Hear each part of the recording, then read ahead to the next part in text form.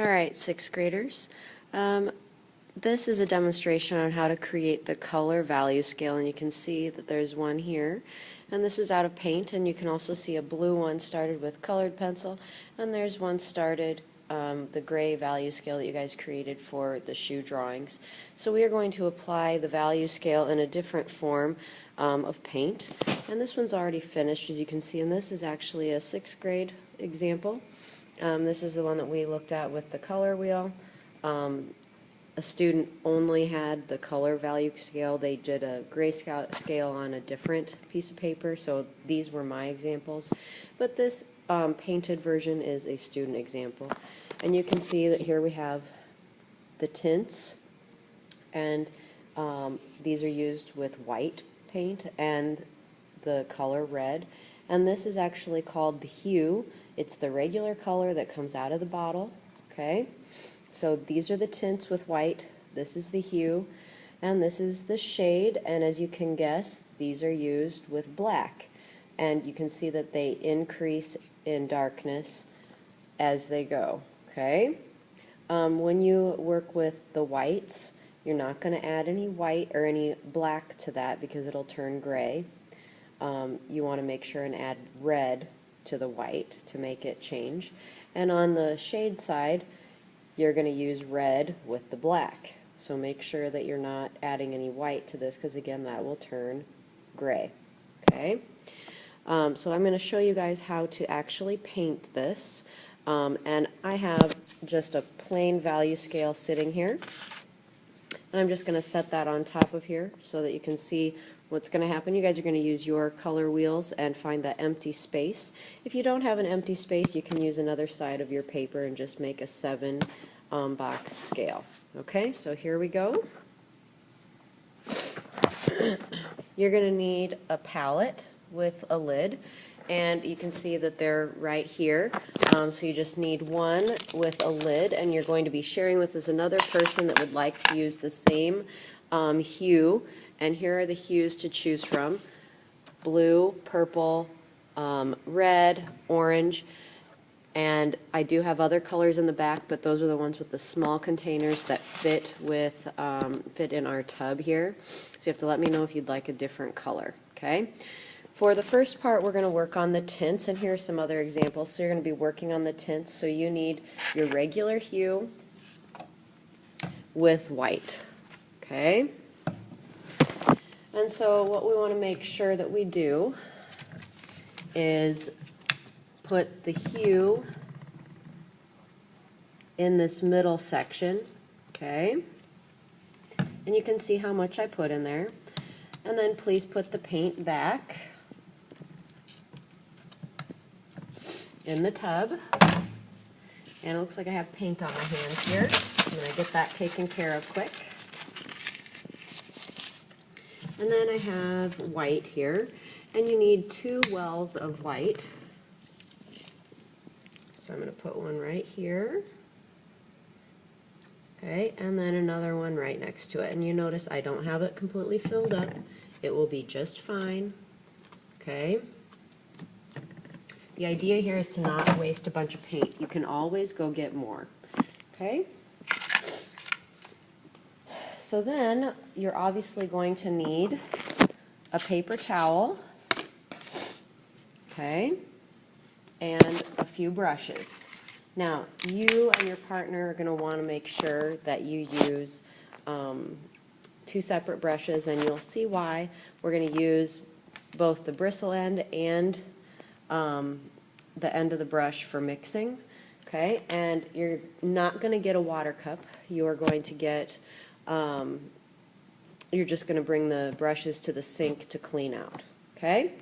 So the first thing that we do is we are going to label. And this one is called the hue. These are called the tints. And you're going to use the hue plus white. And these are called the shades. And you're going to use the hue plus black. Okay? So make sure you label your paper. Okay? And so it is really important that you and your partner do the same values together. So we start with the hue, okay? And I'm just going to put this blue color on here and grab a little more paint. And if I had a partner, then I would hand this brush to my partner and not use the other brush, okay? So you guys can use the same brushes, okay? Make sure you work together. And I'm trying to get a nice enough edge here that it definitely looks nice, okay?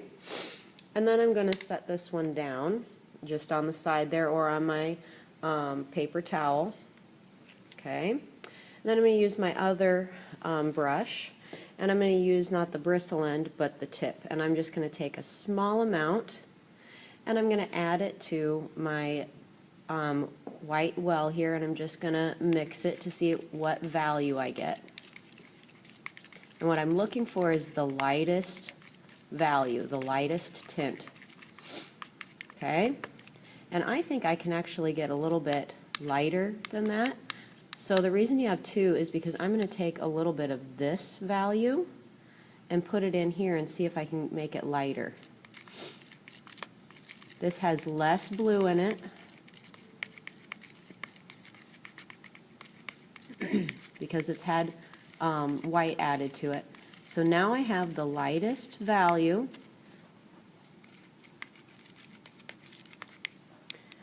Okay, and then I have the second value, and then I'm going to be painting those. Okay, and you want to make sure and clean this brush off, and since I'm holding the iPad I can't really clean it off very well, so I'm going to try and get that as clean as possible so I don't get it in my hair. I've been known to do that, so it's not a big deal. It washes out of my hair, but it does not wash out of clothes. Okay, so make sure and get an apron on. So I'm going to take this first value and I'm going to go ahead and paint that.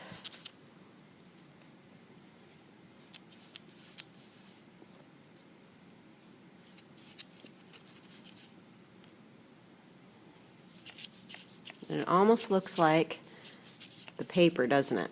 But it does have blue in it. Okay, and I may need a couple layers of that. And now I'm going to put this in here. And the problem with this is I already have some white paint in there, so I'm going to have to mix this again because there's extra paint in that, so I got to make sure that it mixes. Okay, so now it's going to be just a little bit whiter. Okay, so now I'm painting this one.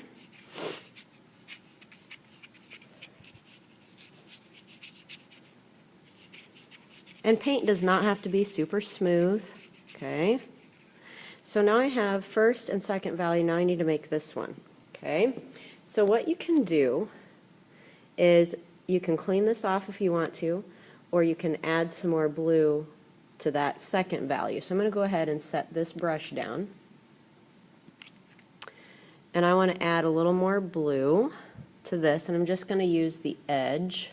Okay, maybe a little bit more than that. Set my brush down. And now I'm going to mix. You can use the end of the brush to mix.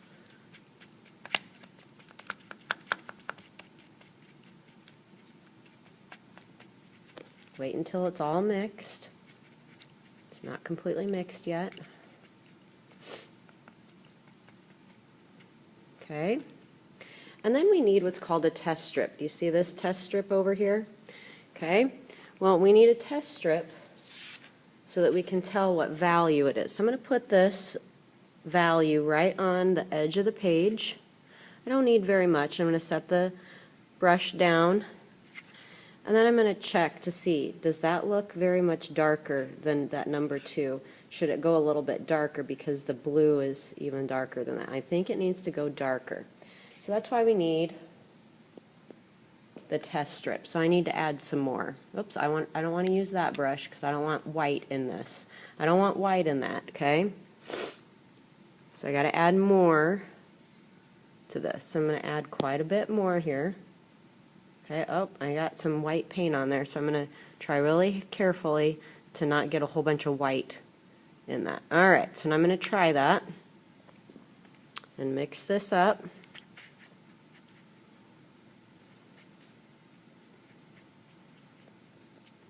Now it's starting to get darker, isn't it?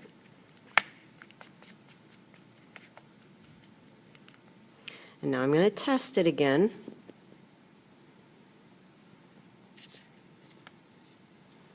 And you can even tell right there that that's darker. Set my brush down for a second. And I think that's probably a pretty good value. It's darker than that one and lighter than that one, and it's noticeably different. It's kind of in the middle. So I'm going to go ahead and paint that.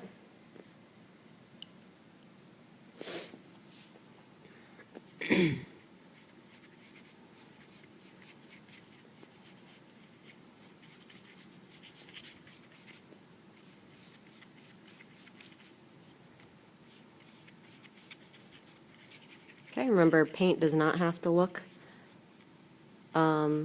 flat, okay? And so then I have the tints done.